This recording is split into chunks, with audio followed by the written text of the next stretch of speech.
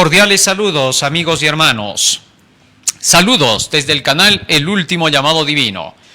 Hoy vamos a continuar con las parábolas y enseñanzas de Jesús. ¿De qué vamos a hablar hoy día? De la parábola de la levadura.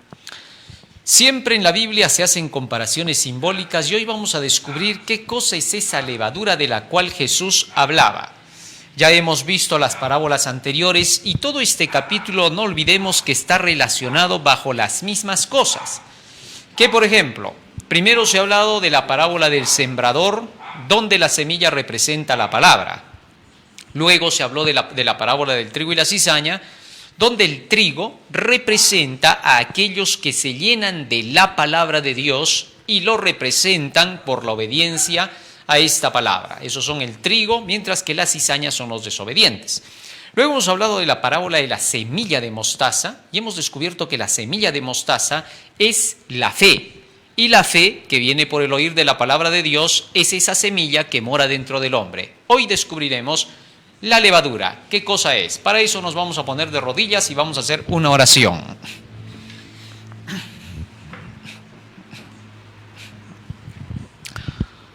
Bondadoso Padre que moras en los cielos, te agradecemos, Señor, porque nos das la vida y la salud. Y te rogamos, Padre Santo, que tu presencia nos acompañe para entender tu palabra en el día de hoy. Porque te lo rogamos en el nombre de Jesús. Amén. Amén, Señor.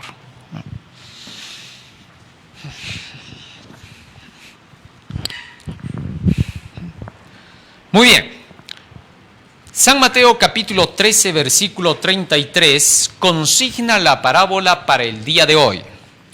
Nos dice la Escritura acerca de esta parábola lo siguiente. Otra parábola les dijo: el reino de los cielos es semejante a la levadura que tomó una mujer y escondió en 3 medidas de harina hasta que todo fue leudado. Muy bien, aquí Jesucristo está hablando acerca de una ilustración, una mujer que en 3 medidas de harina, 3 medidas de harina más o menos equivale a 1.300 gramos, casi 1,5 kilos. Y entonces aquí dice que se puso la levadura en ese 1,5 kilos de harina. Y de pronto ese poquito de levadura comenzó a dejarse notar al hincharse la masa. Bueno, todos los que saben hacer panes conocen cómo se trabaja la levadura y la masa.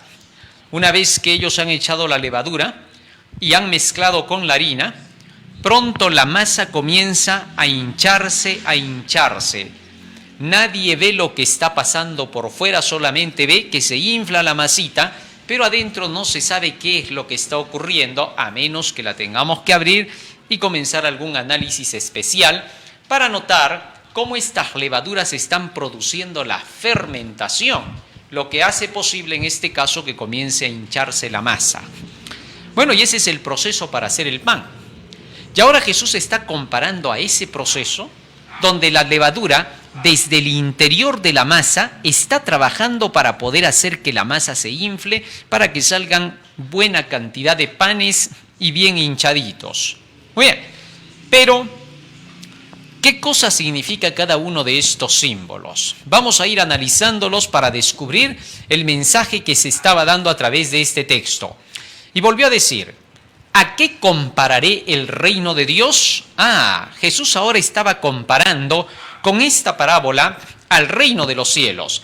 Ya hemos dicho que el reino de los cielos representa al Evangelio, es decir, a la palabra de Dios. Toda esa Biblia, toda la palabra del Señor es la enseñanza del reino de los cielos. No tiene otra cosa, solo te habla de cómo es el reino celestial.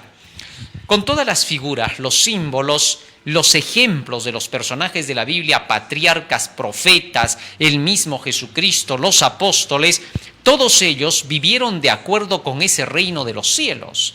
Y todos ellos pertenecen a ese reino de los cielos, a esa escuela del reino, donde se te enseñan cada una de las cosas que tú tienes que aprender para poder entrar en la patria celestial.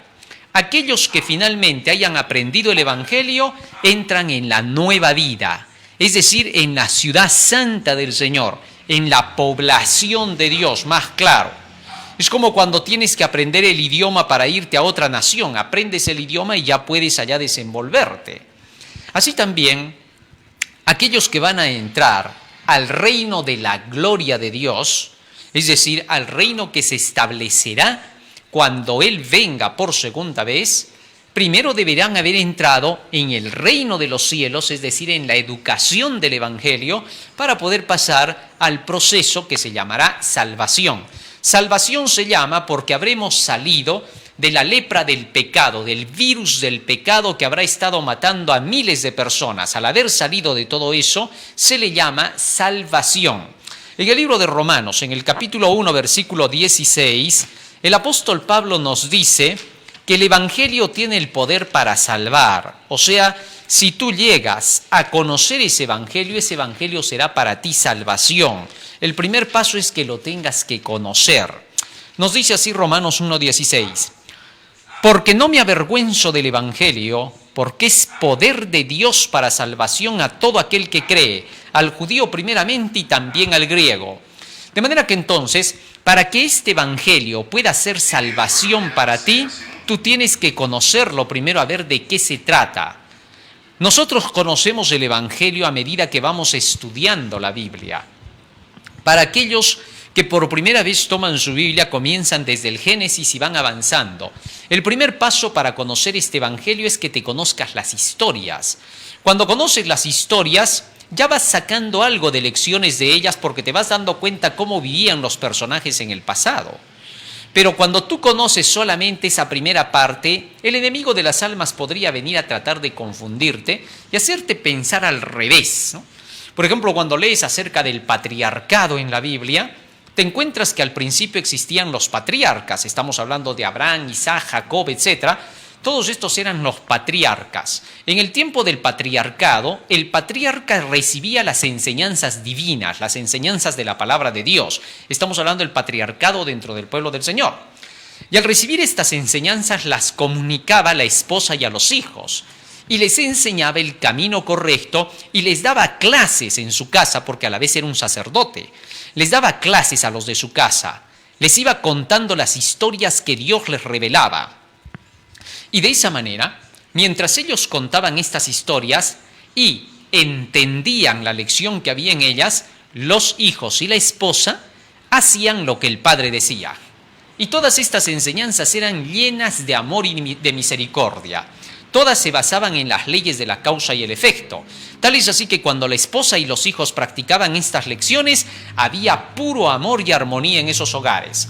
En el hogar de Abraham, la Biblia nos cuenta la armonía y la belleza que había. Los pequeños incidentes que ocurrieron fueron arreglados con las enseñanzas de Dios. Luego, comenzamos a ver las historias más adelante después de los patriarcas, de quienes los reyes y los profetas sacaron lecciones y vivieron de acuerdo con la vida de los patriarcas y sus vidas fueron felices y satisfactorias. Lograron superar cualquier crisis matrimonial. Así pues, la Biblia nos muestra todos estos incidentes, pero algunos tratan de sacar de esas lecciones y dicen, en el tiempo del patriarcado, el marido mandaba y la mujer se tenía que someter, le gustara o no, y habían abusos, han inventado algunos. Y bueno, siempre hay personas que tratan de desprestigiar las cosas bonitas. Entonces, por ejemplo, en estos últimos años hemos visto movimientos feministas que se han levantado para querer hacer creer de que en el tiempo del patriarcado había abuso sobre la mujer y que había demasiado maltrato y que a la mujer se la tenía demasiado arrinconada. Pero eso no muestra la Biblia. No sabemos qué libros de patriarcado habrían leído estas mujeres, pero en la Biblia no está lo que ellas dicen. No existe, no hay un solo punto que se parezca a lo que ellas dicen. Así que estos movimientos feministas se han levantado con el propósito de querer desprestigiar la justicia e imponer el capricho y la injusticia, algo que Dios jamás va a aceptar, mucho menos nosotros los cristianos, porque nosotros buscamos el amor y la armonía. Pero bien, teniendo eso en cuenta, la Biblia nos da este tipo de ejemplos para que nosotros al leer todos estos ejemplos podamos sacar las lecciones de ellos. Pero no está en la primera pasada. Cuando terminamos de leer la Biblia como historias, pronto, por haber comparado ya algunas historias del pasado con otras historias del Nuevo Testamento, comenzamos a armonizar a la Biblia. El segundo paso después de leer la Biblia de tapa a tapa, todas las historias, es comenzar a armonizar las historias. Cuando comenzamos a armonizar esas historias, comenzamos a encontrar la belleza del Evangelio. Y entonces comenzamos a entender cómo este Evangelio nos salva y de qué nos salva: del pecado. En la Biblia el pecado es llamado transgresión de la ley. Primera de Juan capítulo 3 versículo 4. Nos dice la Escritura: todo aquel que comete pecado infringe también la ley, pues el pecado es infracción de la ley. Fíjate lo que dice aquí el texto: el pecado es la infracción de la ley. Pecado es error en contra de una ley establecida, de una norma que ya está probada que siempre va a traer bendición. Los mandamientos de la ley de Dios están calculados para que tenga una acción con una reacción. Dios diseñó los mandamientos de tal manera que no fueron hechos por su capricho. No es que Dios dice: ya, yo te digo no mates y no tienes que matar, punto, y si no ya sabes. No. Dios estableció cada mandamiento de acuerdo con la ley de la causa y del efecto, de la siembra y la cosecha. Si se hace tal acción, ¿en qué va a terminar? Eso se llama acción y reacción, siembra y cosecha. En el libro de Gálatas, capítulo 6, versículo 7, el apóstol Pablo dice lo siguiente. Gálatas, capítulo 6, versículo 7. Fíjate lo que dice allí. No os engañéis, Dios no puede ser burlado, pues todo lo que el hombre sembrare, eso también segará. Lo que el hombre siembra, eso cosecha, dice la Biblia. Tal es así que entonces, cuando un hombre obedece el mandamiento de Dios, debe obtener como resultado bendición.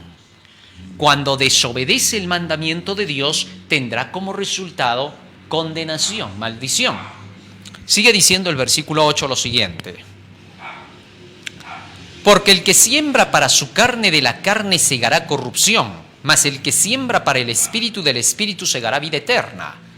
Así que aquel que siembra para su carne, es decir, para los gustos, para los deseos, para los sentimientos, para las emociones, va a cosechar maldiciones, porque solo está siguiendo su capricho, su gusto.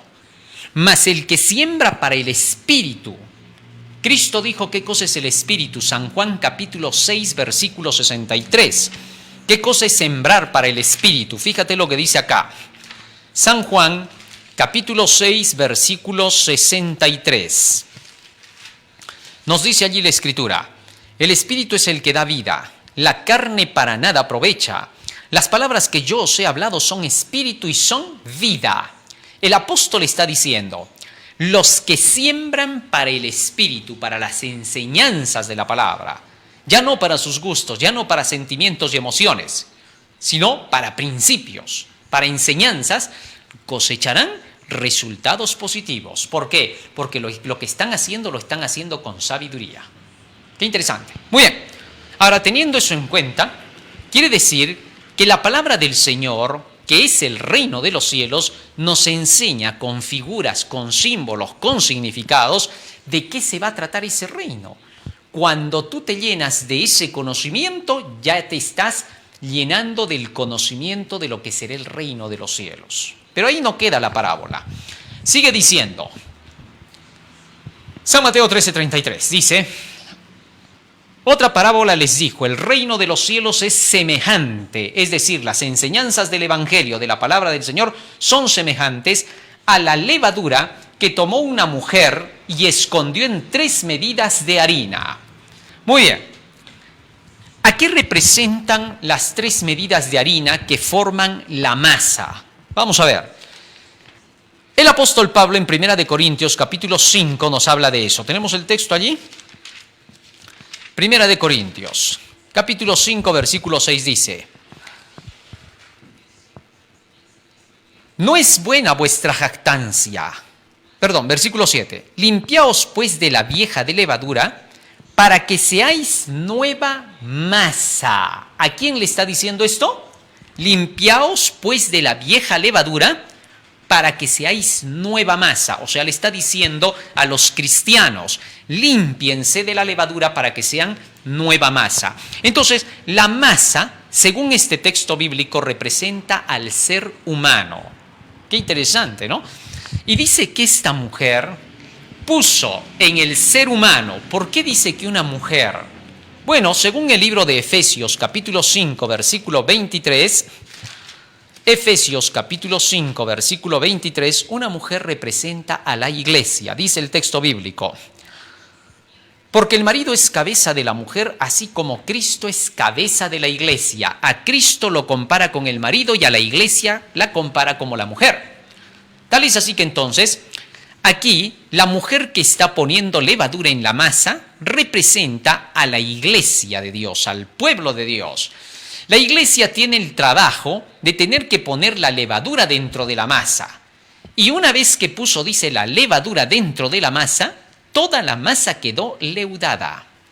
Ahora, en esta parábola Jesús está comparando a la levadura con el reino de los cielos. Lo que significa que aquí la levadura no está representando a algo negativo. ¿Se acuerdan cuando estudiamos en el santuario que en el día del Pentecostés se tenía que traer 2 panes con levadura? Vamos a ver eso. Lee el libro de Levítico capítulo 23. Levítico capítulo 23.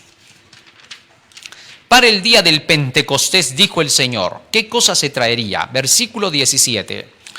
De vuestras habitaciones traeréis 2 panes para ofrenda mecida, que serán de 2 décimas de efa de flor de harina, cocidos con levadura como primicias para Jehová. Así que entonces, en el día del Pentecostés, se tenía que traer 2 panes con levadura, a diferencia de la fiesta de la Pascua, donde se comían panes sin levadura. Pero para el Pentecostés, ahora la levadura estaba representando a otra cosa, a lo que Jesús dijo, al reino de los cielos, al evangelio.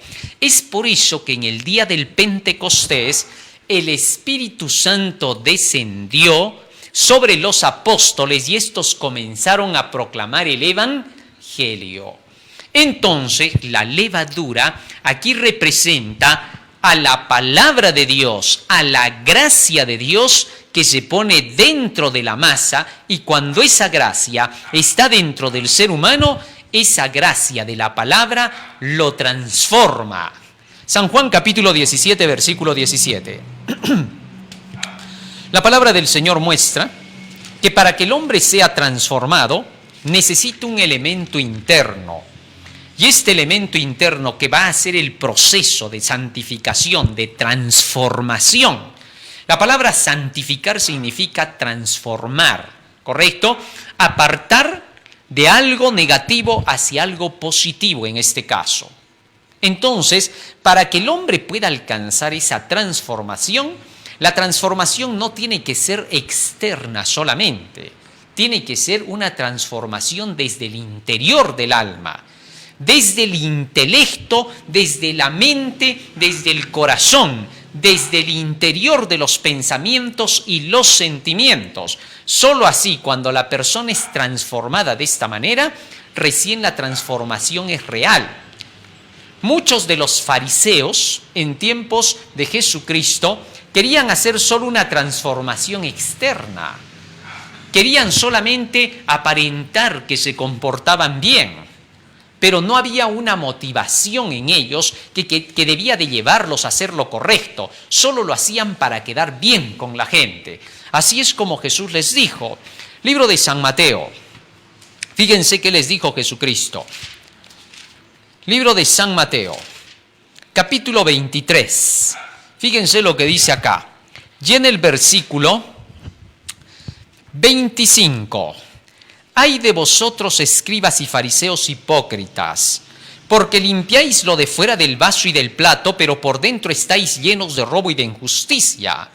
Fariseo ciego, limpia primero lo de dentro del vaso y del plato, para que también lo de fuera sea limpio. Ay de vosotros, escribas y fariseos hipócritas, porque sois semejantes a sepulcros blanqueados, que por fuera a la verdad se muestran muy hermosos, pero por dentro están llenos de huesos de muertos y de toda inmundicia. De huesos de muertos y de toda inmundicia. Fíjate lo que le decía Jesús. ¿Ah? ¿Por qué? Porque los fariseos no querían llenarse de la palabra del Señor, sino que se llenaban de sus propias filosofías. Ellos querían sacar del interior de ellos mismos el buen comportamiento de acuerdo con su criterio. Eso jamás iba a pasar. En el interior del hombre no encontramos nada bueno, nada positivo. Fíjate lo que dice en el libro de Romanos capítulo 7, versículo 18, el gran apóstol Pablo. Fíjate lo que menciona en relación a nuestra naturaleza interna. Dice la Escritura, y yo sé que en mí, esto es en mi carne, en mí, no mora el bien, está diciendo Pablo. No mora el bien, porque el querer el bien está en mí, pero no el hacerlo. Así que entonces la naturaleza humana no puede querer hacer el bien por sí misma, porque no puede. Así de sencillo. Por más de que le digan esto es el bien, por más de que escuche que es el bien, puede tener los 10 mandamientos de memoria en la cabeza, por más que los tenga, no puede sacar algo bueno de su interior, porque no hay nada, no hay una lección interna que le diga, ¿sabes qué? Tienes que hacer esto porque es correcto. No hay. Esa es nuestra naturaleza. Nos inclinamos hacia lo que nos gusta, nos atrae, lo que sentimos, lo que deseamos, lo que codiciamos, pero jamás hacia las leyes de Dios. Romanos 8:7 dice así, por cuanto los deseos de la carne son enemistad contra Dios porque no se sujetan a la ley de Dios ni tampoco pueden. Así que entonces, todo aquello que la ley pide chocará con nuestra carne. Y cuando digo carne, ¿a qué me estoy refiriendo? Sentimientos, gustos, deseos, quereres, emociones, todo eso es la carne. Y definitivamente cuando la ley de Dios es mencionada, esa carne, esos sentimientos, gustos y deseos se oponen a la ley de Dios. Ya hay momentos en que tú dices, ya, sí, quiero cambiar, quiero mejorar, ya es tiempo de que haga mejoras en mi vida. Pero mientras más dices eso, tu carne se rebela, no quiere sujetarse a la ley de Dios. Fíjate lo que decía Pablo en relación a eso. Romanos capítulo 7, versículo 14 en adelante. Porque sabemos que la ley es espiritual, pero yo soy carnal vendido al pecado, porque lo que yo hago no lo entiendo. Pues no hago lo que quiero, sino lo que aborrezco, eso hago. Y si lo que no quiero esto hago, apruebo que la ley es buena. De manera que ya no soy yo quien hace aquello, sino el pecado que mora en mí. Y yo sé que en mí, esto es en mi carne, no mora el bien, porque el querer el bien está en mí, pero no el hacerlo. Es decir, entiendo que tengo que hacer el bien, pero no puedo. Porque no hago el bien que quiero, sino el mal que no quiero, eso hago. Y si hago lo que no quiero, ya no lo hago yo, sino el pecado que mora en mí. Ajá, el pecado que mora en mí, ¿qué cosa significa? La desobediencia a la ley que la tengo en mí. Es que los sentimientos, gustos y deseos no pueden sujetarse a la ley porque son meros instintos. Los instintos no pueden sujetarse a ninguna ley, porque estos solamente son reacciones químicas del organismo. ¿Comprendiste? Para que esas reacciones químicas de las emociones, los sentimientos, los gustos y los deseos puedan ser controlados, tienen que haber principios en el interior, no valores. Los valores son meros sentimientos. Principios. Principios son las leyes de Dios, los escritos de la Biblia, escritos que hablan de la causa y del efecto, de la acción y de la reacción. Cuando tú tienes ese conocimiento de la palabra de Dios, esos conocimientos desbaratan a los gustos, deseos, emociones y quereres de la persona. Los arrinconan y dominan. Es ahí donde tú llegas a dominar tus sentimientos, te controlas. El hombre más fuerte que puede existir es el que sabe controlar sus emociones y sus sentimientos y pone freno a sus acciones. En cambio, la persona que es débil Es la persona que tú la ves gritar, se va a los golpes, es capaz hasta de matar a golpes a otro. Y muchos piensan que ese es el fuerte. Ese no es el fuerte, ese es el débil, porque no tiene control de sí mismo. Entonces es una persona que no puede gobernarse. Para que seas fuerte tienes que ser una persona que te controles, que te sepas dominar. Y a fin de que puedas hacerlo, tienes que tener el conocimiento que va a dominar a esa carne. Romanos 8:13 nos dice por eso: porque si vivís conforme a la carne, a los gustos, los deseos y quereres, moriréis. Pero si por el Espíritu hacéis morir las obras de la carne, viviréis.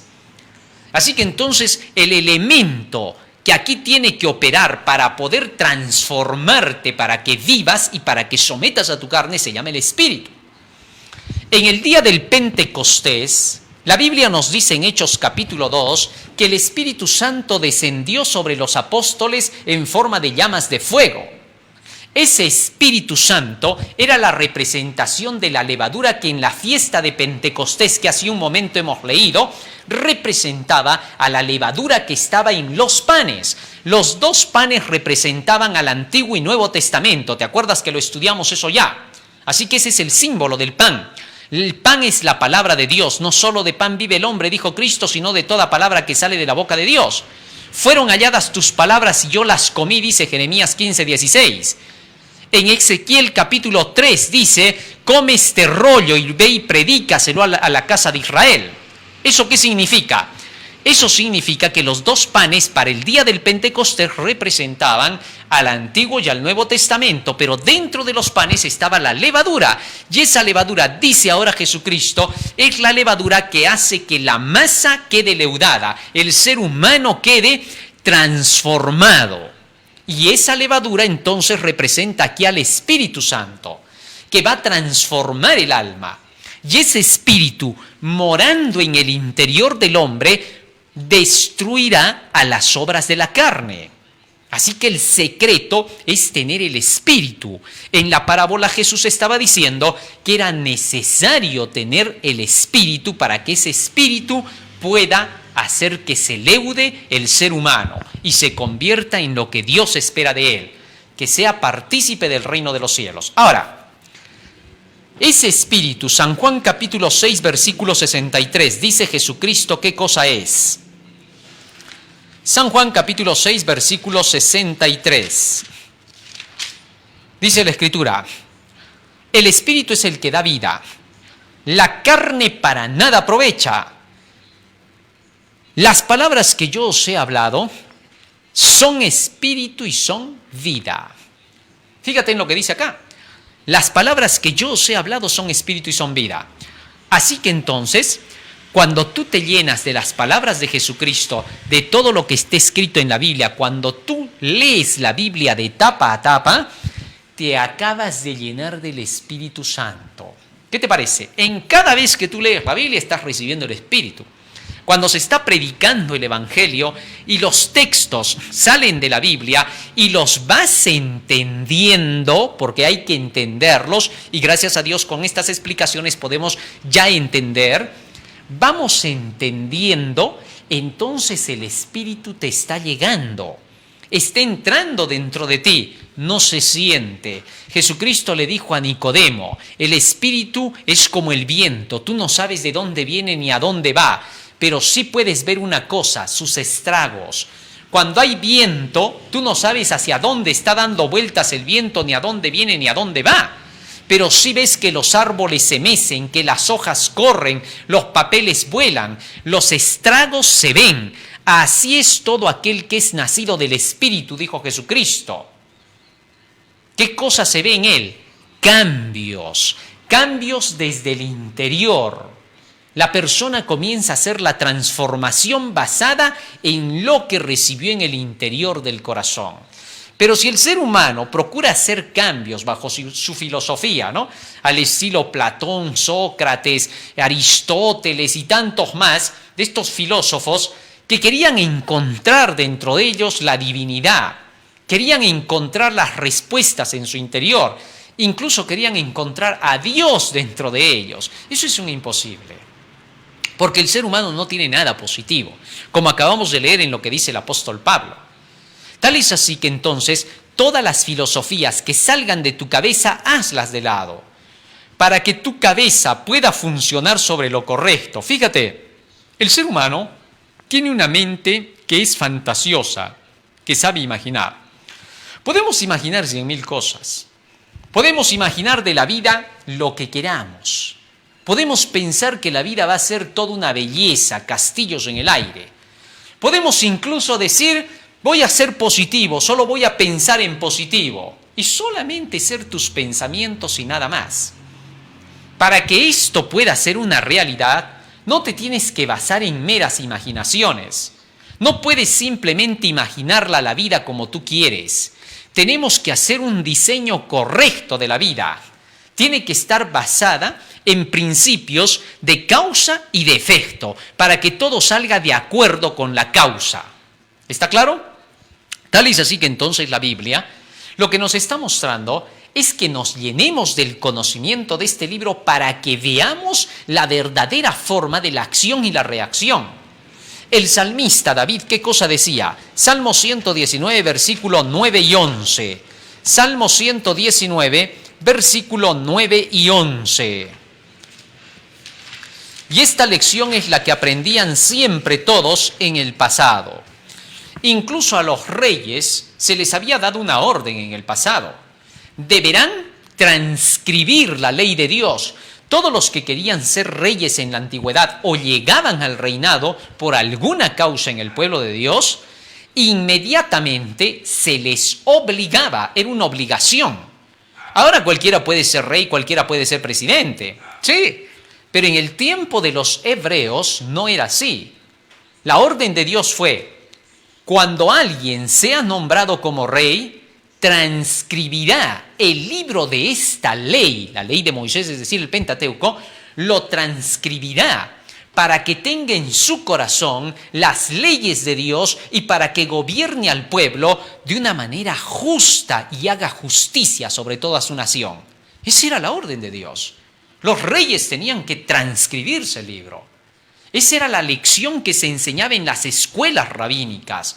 Todos debían de manejar las leyes en su interior. ¿Por qué? Dios exigía esto para que hubiese armonía en su nación.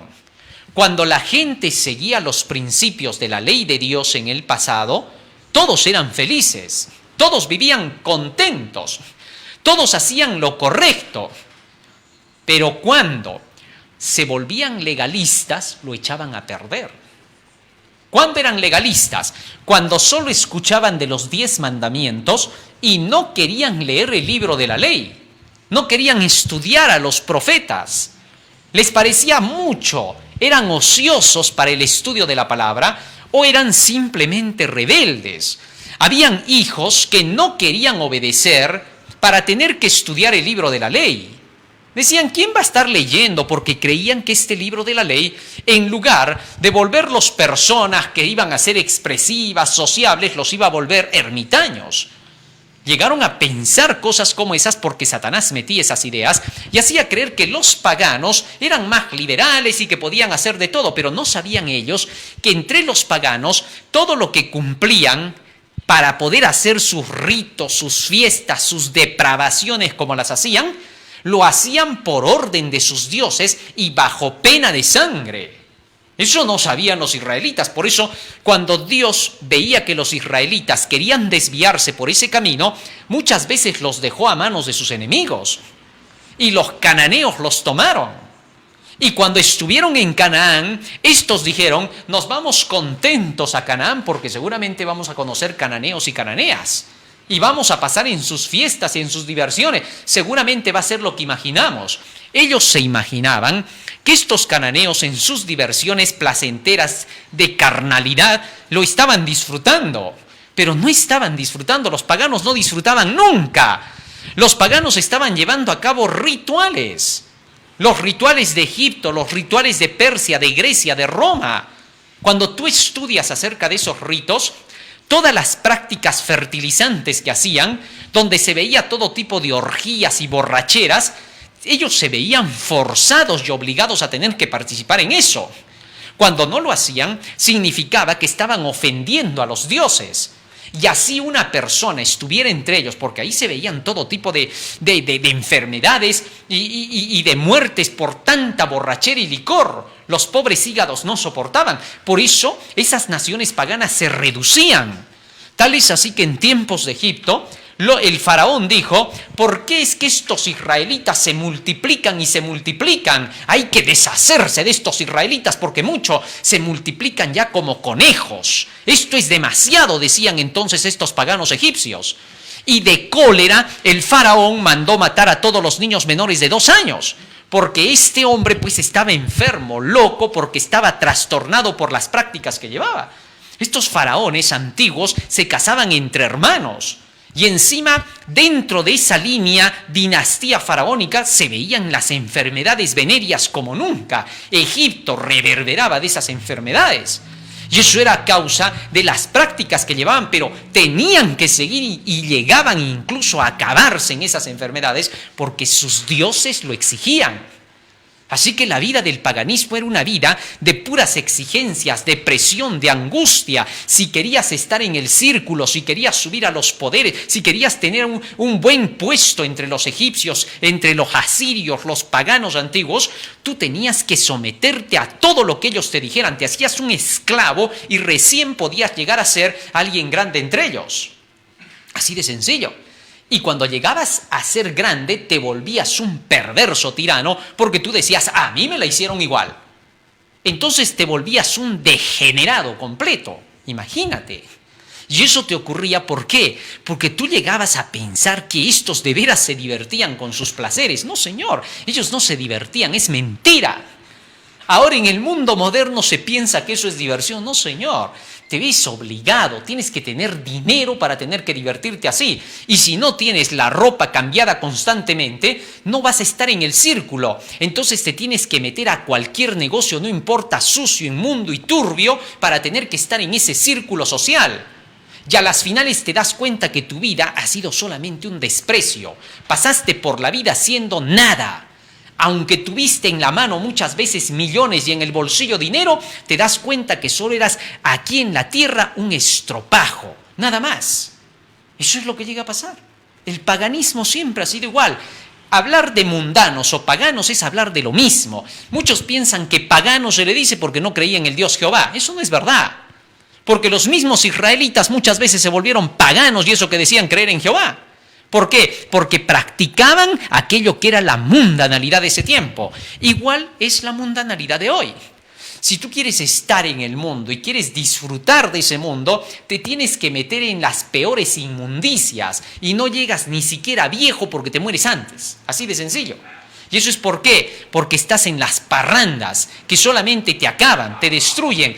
Gastas. Cuando gastas tienes amigos. Cuando no gastas, cuando te ven sin centavos te empiezan a arrinconar. Ahí no vales nada. ¿Por qué? Porque no valen nada tampoco los que hacen eso. Al arrinconarte de esa manera quiere decir que no valorizan a la persona, solo valorizan tus posesiones y que seas el estropajo para sus orgías. ¿Te diste cuenta? Ese es el mundo. Por eso es que Dios declaraba de esas naciones que eran naciones perdidas. No te mezclarás con ellas. Si algún día ellos son rescatados para la verdad, recién ellos podrán entrar en el pueblo bajo condiciones. Así es como era en el pasado. Muy bien, teniendo eso en cuenta, todos aquellos que eran del pueblo de Dios, para poder llegar a tomar puestos en su pueblo, Dios puso condiciones. ¿Cuál? Solo me subirán a los puestos la gente que esté educada en las leyes que yo le di a mi siervo Moisés. Qué bonito, ¿no? Entonces toda esta gente que subía a los puestos subía con conciencia. Mas aquellos que se empezaron a subir en puestos ya en tiempos de Isaías más que todo, se empieza a notar que llegaban a ser dirigentes hombres ineptos, neófitos, que no conocían ni siquiera la palabra del Señor, no la estudiaban. Ese tipo de sacerdotes y dirigentes que decían: ¿para qué tanto conocimiento? Haz el sacrificio, los holocaustos. Eso es lo que pide Jehová. Sin embargo, Dios contrarrestó esa idea. Antes de leer Salmo 119, quiero leer el libro de Isaías para que veas cuál era la condición y compares eso con nuestros días. Cualquier parecido es mera coincidencia. Isaías capítulo 11, dice el Señor, capítulo 1, perdón, versículo 11, dice el Señor: ¿para qué me sirve, dice Jehová, la multitud de vuestros sacrificios?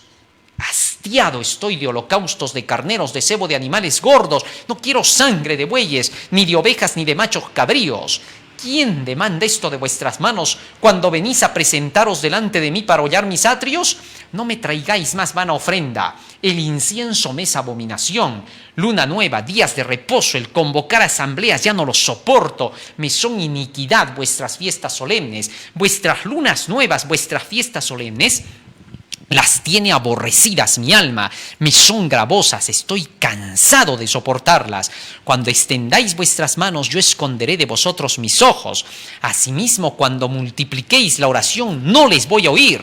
Están llenas de sangre vuestras manos. Lavad, limpiaos, quitad la iniquidad de vuestras obras delante de mis ojos y dejad de hacer lo malo. Aprended a hacer el bien, buscad juicio, restituid al agraviado, haced justicia al huérfano y amparad a la viuda. Fíjate lo que está diciendo Dios: ya me aburrieron sus sacrificios, ya no quiero holocaustos, ya no quiero ver sus fiestas solemnes. Ustedes piensan que por esos sacrificios y holocaustos yo ya estoy tranquilo con ustedes. Se equivocan. Los sacrificios y holocaustos solo eran una representación simbólica para el perdón del pecado y la comprensión de que tenían que cambiar. Nada más. Pero Dios decía: yo quiero más de eso.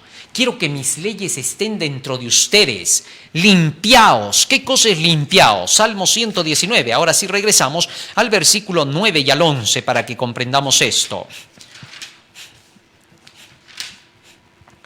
Dice el escrito está, versículo 9 al 11. ¿Con qué limpiará el joven su camino?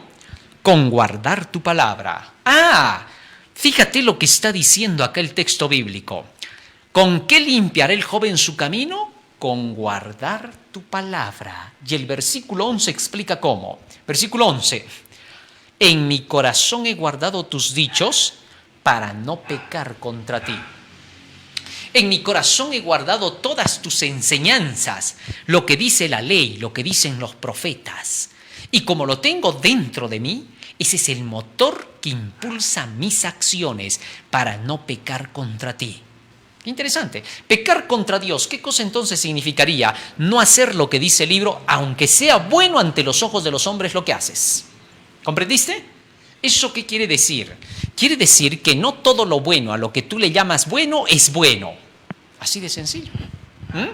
No todo lo bueno a lo que tú llamas bueno es bueno. Así que muchas cosas a las que el hombre le llama buenas, para Dios son pecado. Lo único a lo que Dios no le llama pecado es a lo que está escrito en este libro. Tú te llenas de lo que dice el libro y haces lo que dice el libro y es todo lo que Dios te pidió. Pero cuando tú empiezas a buscarle formas, quieres contrarrestar lo que Dios dice sin estudiar por qué lo dice, para qué lo dice, porque hay mucha gente que dice, ¿por qué Dios pide esto o aquello? No tiene sentido, dicen. Pero no estudian la Biblia para ver por qué Dios pide o por qué no pide. Cientos de veces cuando leamos la Biblia nos vamos a encontrar cosas que Dios pide y que parecen ilógicas, pero que cuando las profundizas tienen lógica perfecta. Tal es así que tú tienes que profundizar. Fíjate, por ejemplo, Dios le dijo a Abraham, tráeme tu hijo y me lo sacrificas en el monte, lo presentas en un holocausto, lo quemas. Bueno, eso es ilógico lo que Dios estaba pidiendo. Pero cuando tú profundizas en por qué le dijo Dios eso a Abraham, lo estaba haciendo, dice, para aumentar su fe. Para que este hombre pudiera ahora ver que cuando Dios le pedía eso iba a ser para bendición, no para maldición. Llevó a su hijo, lo llevó hasta el monte, llegó hasta el monte, ya lo puso listo para el sacrificio y en eso Dios le dijo, basta, ahora ya me he dado cuenta que tú tienes fe. Ahora me he dado cuenta que tú crees en mí. Ahora me he dado cuenta que tú darías cualquier cosa por mí. Yo también ahora voy a hacer lo mismo por ti. Bendiciéndote bendeciré, multiplicándote multiplicaré. Tu descendencia será como las estrellas del cielo y como la arena que está al borde del mar. Así que entonces, cuando profundizas, le ves la lógica, el sentido. Recién descubres la sabiduría que había detrás del pedido de Dios. Dios sabe cómo educa a su pueblo. Por tanto, entonces, Dios educó a Abraham y de esa lección tú sacas ahora una moraleja para tu vida, una lección que te va a ayudar a poder guiarte. Eso es lo que Dios quiere. En mi corazón he guardado tus dichos para no pecar contra ti. Qué bonito, ¿no? Entonces, cuando tú guardas en tu corazón, corazón es mente, ya hemos leído eso en Hebreos capítulo 10, versículo 16 y Hebreos 8, 10. Corazón es mente. Entonces dice, en mi corazón he guardado tus dichos para no pecar contra ti. En mi mente he llenado mi mente de tus conocimientos para que esos conocimientos me eviten pecar contra ti. El pecado no simplemente es una acción. El pecado también es algo que comienza por la ignorancia, algo que tú estás haciendo y que piensas que puede ser lo correcto porque no conoces lo que la Biblia dice que es bueno y malo. ¿Comprendiste? Por eso por naturaleza somos pecadores. ¿Por qué? Porque no tenemos el conocimiento de la Biblia interno. Si tú nacieras con todo el conocimiento de la Biblia, si del vientre de tu madre tú salieras con la Biblia en la cabeza, entonces podríamos decir que ahora tú no te cuentas entre los pecadores, porque ya vendrías así, programado, pero no venimos así. Desde que el pecado entró, cargamos más bien en el programa de nuestros genes, cargamos la descendencia de nuestros padres. Por lo tanto, ya venimos con eso escrito. Tal es así que solo falta realizarlo en la acción. ¿Comprendiste? Por esa razón, necesitamos llenarnos del Espíritu.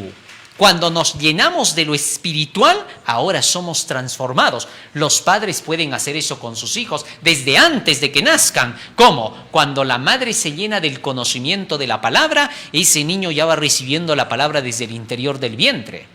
Ya desde el vientre las madres deben educar a sus hijos para que cuando nazcan, nazcan con esos escritos en sus genes. ¿Sabías tú que los genes son susceptibles a ser reescritos?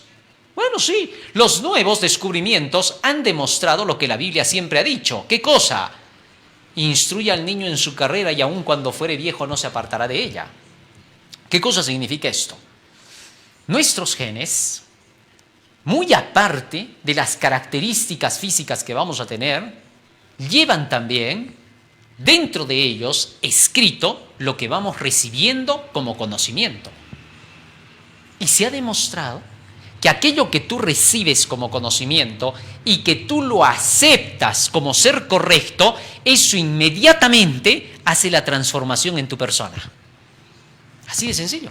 Una persona, para poder empezar a ser transformada y empezar a practicar algo, primero tiene que estar convencida de que lo que va a practicar es lo correcto. ¿Te diste cuenta?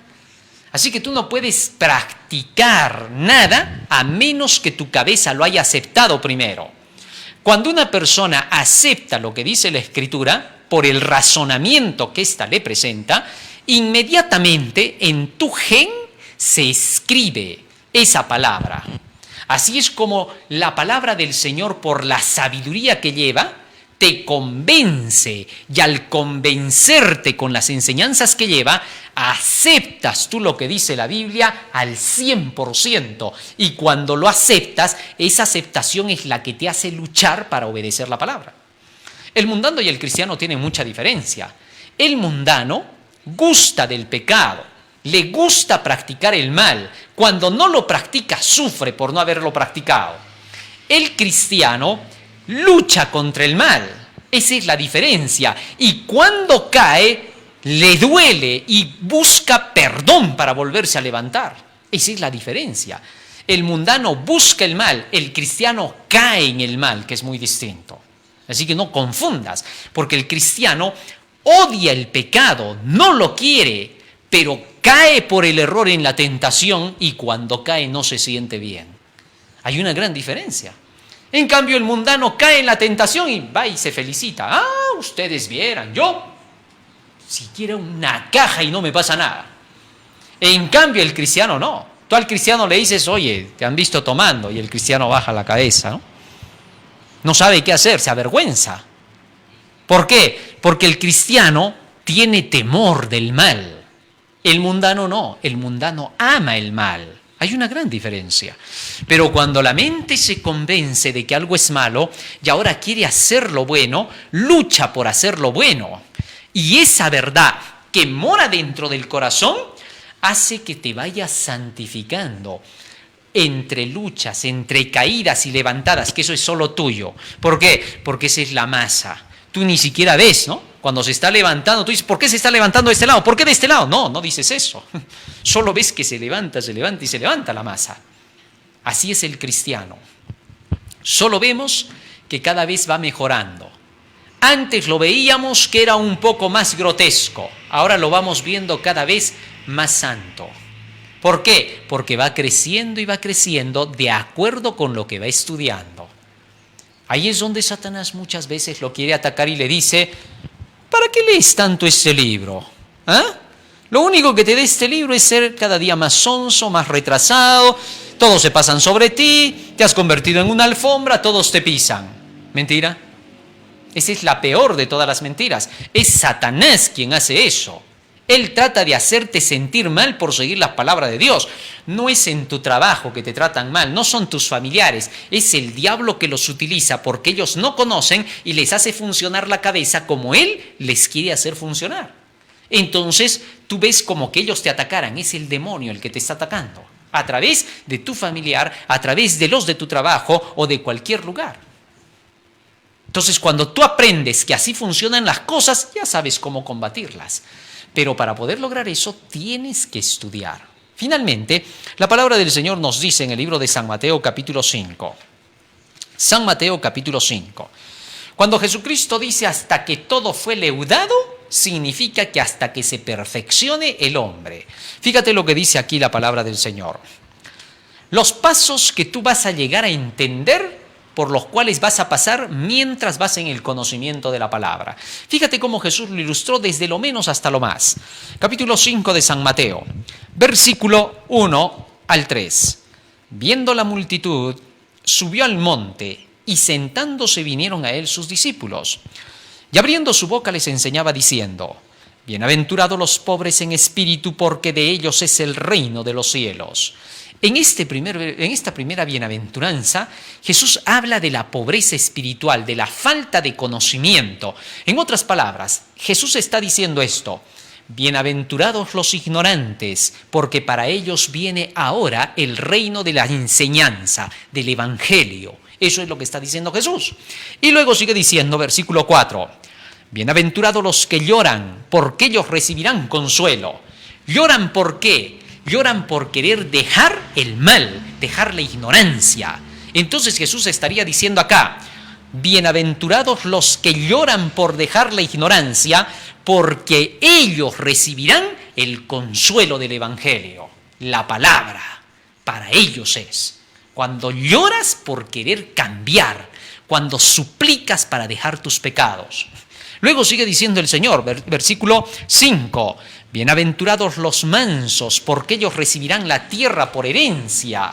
¿A quién se refiere con los mansos? Aprended de mí, que soy manso y humilde de corazón, dijo Cristo. Es decir, felices aquellos que aprenden de mí, está diciendo Jesús, porque ellos tendrán esta tierra por herencia, para ellos será, para los que reciban así mi palabra. Qué interesante, miren cómo iba dando los pasos Jesús, paso a paso, de cómo va creciendo el cristiano. Y luego sigue diciendo, versículo 6, bienaventurados los que tienen hambre y sed de justicia, porque ellos serán saciados. Bienaventurados los que tienen hambre y sed de justicia. Todos tus mandamientos son justicia, dice Salmo 119, 172. O sea, felices, bienaventurados los que quieren conocer mis mandamientos. ¿Por qué? Porque ellos serán saciados con mi evangelio. Sí, porque en el evangelio está toda la enseñanza de los mandamientos de Dios. Allí comprendes por qué tienes que obedecerlos bajo la ley de la causa y el efecto. Más aún sigue diciendo el Señor. Versículo 7. Bienaventurados los misericordiosos, porque ellos alcanzarán misericordia. Cuando Cristo habla de la misericordia se refiere a sus enseñanzas. ¿Por qué? Porque en el libro de Salmo 119, versículos 76 y 82, dice claramente que la misericordia es la palabra de Dios, su evangelio, su enseñanza. Entonces, cuando está diciendo, bienaventurados los misericordiosos, bienaventurados los que están llenos de mi palabra, porque al practicarla ellos alcanzarán misericordia. Cristo dijo claramente en Proverbios 28:13, el que confiesa su pecado y se aparta del mal alcanzará misericordia. Así que los que practiquen esa palabra serán misericordiosos y alcanzarán también la misericordia. Tendré misericordia del que tendré misericordia, es decir, tendré misericordia del que cumple con los requisitos para tener misericordia de él. ¡Qué maravilla! Jesús estaba hablando del crecimiento cristiano. Sigue diciendo más. Versículo 8, perdón. Bienaventurados los de limpio corazón, porque ellos verán a Dios. Cuando tú ya vives bajo las enseñanzas de la palabra, ahora ya tienes limpio el corazón. ¿Con qué limpiará el joven su camino? Con guardar tu palabra, dice Salmo 119:9. Y en San Juan 15:3, ya vosotros sois limpios por la palabra que os he hablado. Luego sigue diciendo el Señor, versículo 9, bienaventurados los pacificadores, porque ellos serán llamados hijos de Dios. ¿Qué cosa es ser un pacificador? Dice Isaías 48:18, ojalá miraras tú a mis mandamientos, sería entonces tu paz como un río, tu justicia como las ondas del mar. Así que la paz es la obediencia a los mandamientos de Dios. Y el texto bíblico está diciendo, felices los que hayan alcanzado a obedecer los mandamientos de Dios o los estén obedeciendo. ¿Por qué? Porque estos son los llamados pacificadores por el Señor y serán llamados hijos de Dios, porque lo representan. Versículo 10, bienaventurados los que padecen persecución por causa de la justicia, porque de ellos es el reino de los cielos. Todos aquellos que son ahora perseguidos, maltratados, pasan luchas en la vida por seguir la justicia, que son los mandamientos de Dios, dice aquí el texto, de ellos es el reino de los cielos, es decir, de ellos es el conocimiento verdadero del Evangelio. ¡Qué maravilloso! Más aún dice acá, bienaventurados sois cuando por mi causa os vituperen y os persigan y digan toda clase de mal contra vosotros mintiendo. Ahora, el Señor dice, cuando os persigan por causa de seguir las enseñanzas de este Evangelio, no os preocupéis, porque sois felices. Gozaos y alegraos porque vuestro galardón es grande en los cielos, porque así persiguieron a los profetas que fueron antes de vosotros. Todo esto es lo que al recibir la palabra pasarás en tu vida. Cuando ya conoces todo eso, no hay nada que te haga retroceder con facilidad. ¿Por qué? Porque tú dices, ya está escrito, así estaba escrito, eso dijo Jehová, así tiene que ser. Hasta que la masa fue leudada. San Mateo 5:48 termina diciendo allí Jesús, sed pues vosotros perfectos como vuestro Padre que está en los cielos es perfecto. Después de haber dicho las bienaventuranzas, dijo el Señor, sed pues vosotros ¿qué? Perfectos como vuestro Padre que está en los cielos es perfecto. Y entonces se cumple hasta que toda la masa fue leudada. ¡Qué maravilloso! Hemos aprendido una parábola más y hemos descubierto cómo el Señor nos muestra que cuando nosotros permitimos que la levadura de la verdad entre en nuestra mente y en nuestro corazón, ella haga el trabajo de la transformación. Santifícalos en tu verdad, tu palabra es la verdad, dijo Jesús en San Juan 17:17. Dios te bendiga, querido hermano, en el día de hoy. Vamos a hacer una oración para pedirle a Jesús que Él nos ayude a poder recibir esa palabra y entenderla. Vamos a ponernos de rodillas.